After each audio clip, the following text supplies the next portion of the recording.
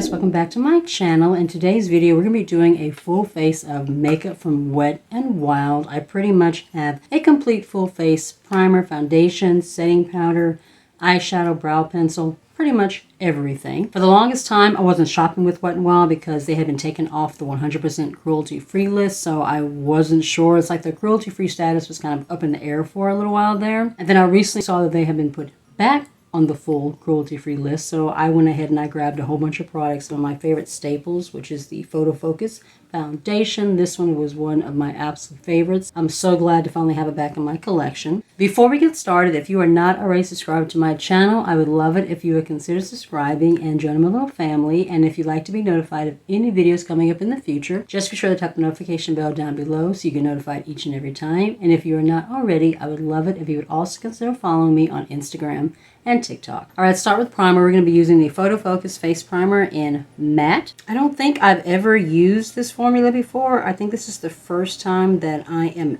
ever trying it. This is extremely liquidy. I don't know if it's supposed to be that way. Guys, let me know down in the comments if this is supposed to be as thin and liquidy as it is in this container, because it's like trying to shoot out everywhere. It went on kind of liquidy, but it is setting down to a soft matte finish, so I'm happy about that. All right, let's go ahead and throw on the foundation. The shade that I have is in Caramel. This is the original matte. I have oily skin. They do have a dewy formula, but the matte one is the one that I like. So I'm just going to take the little spatula here and slowly just start patting it on my face. I'm hoping the formula is still the same as when I last used it, because this was one of my end-all be-all holy grail foundations, or drugstore foundations, for the longest time. The shade might be a little bit deep, but that's okay. It'll just give me more of a glowy tan, and it'll look really nice in the summer. All right, so far it is blending out just like I remember.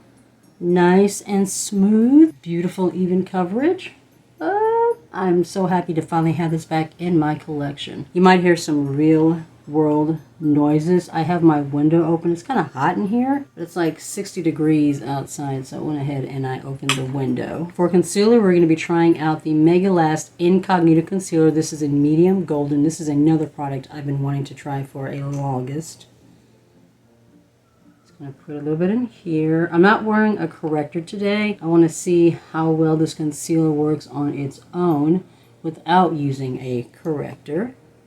It's been a while since I've added a new formula to my collection as far as concealer. I'm kind of using the same ones. I haven't really seen a new concealer that has just really stood out as something I wanted to try. Blending out nicely. The shade, it's a good tone. It's just light enough to add brightness, but not too light. Let's see how this coverage is under the eyes. All right, it looks nice, but you can still see a little bit of the shadow in this area. So what I'm going to do, I'm going to go back in with just a little bit more concealer right in here. And I'm going to let it kind of sit there for a second. Sometimes if you let the concealer sit for a little bit, it'll give you a little bit more coverage. So we'll see how that goes. I'm going to try blending it out with a brush. See if I get a little bit more coverage. I'm getting a little bit more coverage. It's definitely brightening, that's for sure. It's not giving me as much coverage as some of my other concealers, but it does look nice. All right, now we're going to set everything down using the Photo Focus setting powder in Banana. The one that I used before was in Translucent. ASMR. I've always found this powder to be very lightweight, very soft. It just blended out like a dream. Really set down the makeup really well. And this jar right here, this is going to last you to the end of time. When I have put my last one of my product empties, I swear to God, it took me weeks before I was finally able to empty it. Oh, that looks good too. Powder is just as pretty as I remember as well. I usually use my She Glam Bake Glow setting powder to set under my eyes, but I'm going to give this one a try. Back when I was using this powder and this foundation, I was not setting under my eyes because if I hadn't found anything that didn't leave my under eyes looking all crepey. So we're giving this a try. It set everything down pretty well. The only thing I'm not liking, I will say right now, is that concealer is just not covering.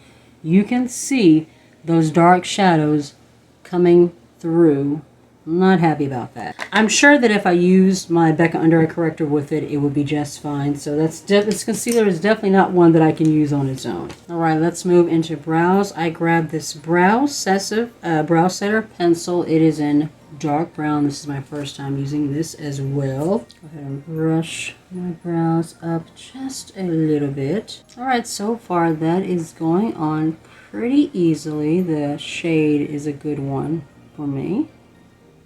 I'm just kind of taking light strokes so it looks as close to natural brow hairs as possible. I've tried other types of brow formulas, but for me, brow pencils, they just work the best. And this one is going on really nicely and really quickly. Alright, brows are done. Let's move into bronzer next. I picked this one up from FM. This shade is in Dusk to Dawn. Bronzing has not been something in the past that I was like really big on, but in recent months I've been finding myself more interested in it. This one looks like it's a really nice golden color. I like my bronzers to be golden, like golden tan. I feel like those just look the best on me. Take this AOA Studio brush and just start blending it along the hairline, and that is looking really pretty. I'm liking that finish. It's blending in really well. A little bit along my cheeks, my jawline. I don't contour, so it's like when I bronze, I'm basically doing like a bronze tour or whatever, because I usually use my bronzer just to kind of warm up the face a little bit. Every time I've ever contoured, it doesn't make a difference how I do it, what contour I use. I just look like I have mud on my face, so we don't contour. But this bronzer is really pretty. I grabbed one of the FM blushes. The shade is in Lost in the Crowd. Everything still has its labeling on it because I haven't actually opened it and used any of this. It's really pretty. The little stars around it. It looks like a coral peach orangey kind of a tone. I don't know if it's going to go very well with the eyeshadow that I picked up, but we'll make it work. Over my brush, and I'm just going to start putting this on the cheek. Oh, that has a little bit of a glow to it. Oh, wow. Yeah, there is a kind of a golden glow to it. Oh, that's pretty. It's not glittery. It's very smooth and wet looking. Oh, that's pretty. Wow. Yeah, I'm very, very happy to finally be able to pull Wet n Wild back into my collection again. That is stunning. That is stunning. I don't even know if I'm going to need the highlighter, but we're going to give it a try anyway. I grabbed one of the Megalow Illuminating palettes. I think I'm going to go into this shade right here, which is a kind of a rose gold tone. Just start letting this right up in here. Like I said, that blush was so glowy on its own that I really didn't need an extra highlighter, but I do want to give this one a try. It's a very pretty wet formula, or wet looking formula.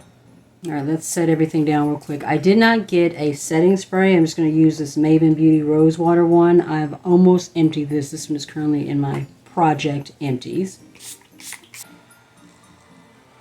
For eyeshadow, I picked up one of the Color Icon palettes. There are 5 shades in here. This palette is called Petalette, I think is what it says. I'm going to prime my eyelids real quick using this Urban Decay Primer Potion. This was a sample. It was a free gift with purchase in my Ulta haul. Something that I have been wanting to try. We're going to go with the original shade. I think that one's going to look best on me. This is an eyeshadow primer that I have been wanting to try for a while. So I was kind of excited when it came as a sample. This way I can test it out. I can see what I think about it. I put way too much on my lids. And if I find that I don't like it, that it just doesn't work for me, then I save money on investing in a full size. I just want to swatch these real quick to see what the formula feels like. Very creamy, deep, rich purple. It's still pretty creamy. Not like super pigmented as far as like a swatch, but we'll see what they look like on the lid. I have heard mixed reviews where the Color Icon formulas are concerned, so we'll see how this blends out. I'm going to go into this tan shade and put that all over the lid. It looks like there's a little bit of a purple undertone to it, like it's not just a taupe shade. Alright, the shadow is blending really nicely over that primer potion. Ooh, I have enough in that little sample pack for probably 3 or 4 more applications. If I like it, I might go ahead and invest in a full size, because this shadow is blending like a dream on top of it. I'm going to go into this deeper purple shade. It feels like a satin matte. It's definitely not a straight matte. I would prefer it was just a flat matte, because you can see it has a little bit of a shine to it, and I prefer my mattes to just be matte. I don't usually prefer putting a like shinier shade as my inner corner and on the outer corner, but it is the deepest shade in the palette, so this is what we're working with. But it is blending out really pretty. I don't really have any issues there. It looks really pretty on the eyelid, but I do wish that it was a matte. I hate it when the deepest shade in a palette is a shinier, shimmery, satiny kind of formula. I feel like the deepest shade in the palette should always be just a flat, basic matte. But that's just my opinion. I'm just going to use my finger to go into the shimmers. I think I'm going to go into the middle one right here. I feel like I'm not really getting a whole lot of payoff on this one. Like I really have to press into this pan. I mean, it's pretty, but I feel like I really have to press into this pan to get anything on my finger. It's more like a topper shade. Very shiny, very wet looking, but definitely more of a topper shade than an actual like opaque shimmer. But it is pretty. It's working. I don't have any complaints. That is going on very pretty. Ooh, nice. I'm going to take this pencil brush and we're going to go into this lightest shade here. That's going to be our inner corner highlight. My phone started getting hot, so I had to turn it off to let it cool down. So while it was doing that, I went on ahead and I finished off the eye look. I don't have a new liner or mascara for this video. I have so many liners already that I currently have open, so I didn't want to get another one just for this video. For my lower waterline, I used my ColourPop gel liner in Exit. The liner is from AOA Studios. It is my Artista liner. I love this one. For mascara, I'm using the Essence What Fake. And on the lower lash line, I went ahead and I threw this deepest purple just on that outer corner right there. All right, so let's finish off with lips. I grabbed 3 shades of the Cloud Pout Marshmallow Liquid Lipsticks. I got Sugarholic. This shade is in Candid, and then this one is Marsh to My Mellow. Marsh to My Mellow, I think, is the one that I'm going to use today. I'm really interested in seeing how this one looks. I didn't realize how orange it was when I ordered it. I'm going to line with this Ruby Kisses lip liner in red. This is another formula that I have been very interested in trying out. Heard really good things about it. Oh my god, it smells like baked goods. Oh, that smells so good. And the formula feels extremely creamy. Yeah, it definitely feels very cloud-like and very soft. Ooh.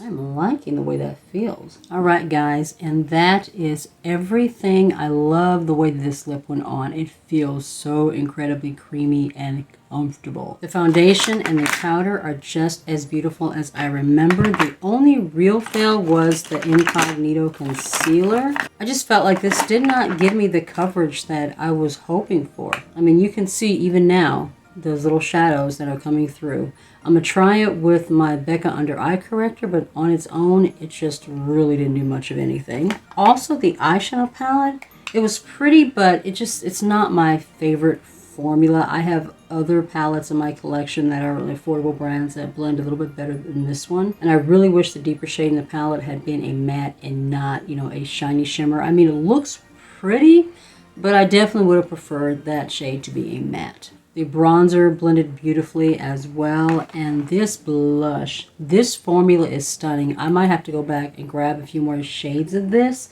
It just looks very glowy and healthy on the skin. I don't normally like a luminescent formula, but like I said, it just looks very healthy. It doesn't look like I just have like a bunch of gloss on my face. It's so pretty. And the shade that I used in the highlighting palette, that was also pretty. And like I said, this Cloud Pout liquid lipstick, my word, this is so creamy and soft. It doesn't feel like the type of formula that's going to dry down, so I'm pretty sure it's not going to be like, you know, super transfer proof or anything like that, but it is beautiful. Alright guys, if you like these types of videos, be sure to give it a thumbs up. It really does help my channel.